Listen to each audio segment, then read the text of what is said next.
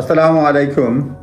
এখন কথা বলবো চাইল্ড মেনটেনেন্স নিয়ে। যখন দুই প্যারেন্টস বাচ্চার আলাদা থাকে তখন চাইল্ড মেনটেনেন্স একটা ইস্যু হয়ে দাঁড়ায়, এবং চাইল্ড মেনটেনেন্সে কভার করে বাচ্চার আপনার লিভিং কস্ট, এবং নর্মালি যে বাচ্চার যে প্যারেন্টস নন রেসিডেন্ট থাকে, does not live with the child, তার উপরে এটা দায়িত্ব পড়ে মেনটেনেন্সের পয়সা দেওয়ার।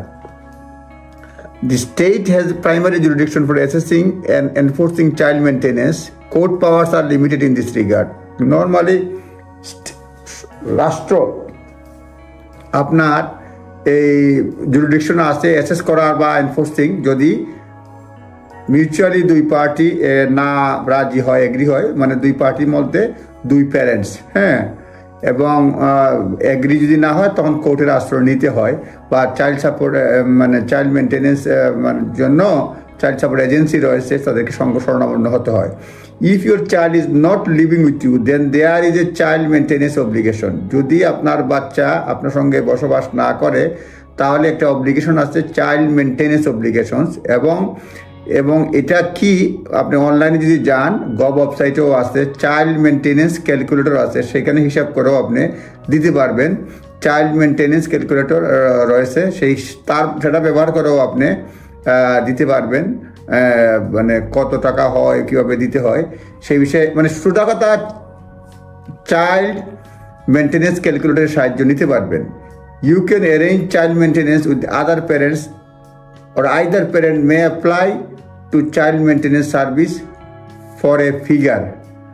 It is also possible for the child maintenance service to receiving maintenance and pass it to the receiving parent. Child maintenance এবং চাইল্ড সাপোর্ট এজেন্সি রয়েছে, যেখানে চাইল্ড মেনটেনেন্স সার্ভিস তারা রিসিভ করবে এবং অন্য বাচ্চাকেও তারা রিসিভিং প্যারেন্টকে দিতে পারে আর কি। চাইল্ড সাপোর্ট এজেন্সি রয়েছে, চাইল্ড মেনটেনেন্স, আপনারা দেখে নেবেন, দুইটাই কাজ করে এখানে, চাইল্ড সাপোর্ট এজেন্সি। তারপরে this does not incur cost, এবং এটাতে কোনো কস্ট হয় না। চাইল্ড মেনটেনেন্স সার্ভিস যেটা, এটা আপনার জন্য হেল্প করার জন্য কোনো ধরনের বাড়তি কস্ট হয় না। Court can deal with child maintenance. The family court has limited jurisdiction to make orders for child maintenance, limited jurisdiction রয়েছে, কিন্তু কোর্ট ইনভলভ হয় যখন দেখা যায় যে child maintenance service does not have the jurisdiction. Child maintenance service তার কোনো jurisdiction নাই। For example, one parent lives outside England এবং ওয়েলস, একটা প্যারেন্ট ইংল্যান্ড এবং ওয়েলসের বাইরে থাকে, অথবা one parent going through divorce resolution agreement, child maintenance তারা যদি এগ্রি হয় তাহলে it could be recorded in the court, ওদের রেকর্ড করা হতে পারে যে এই করো, দুই পার্টি এগ্রি হলে পরে। This will normally only be enforceable 12 months. এটা 12 মান্থের জন্য এনফোর্স করা যায়।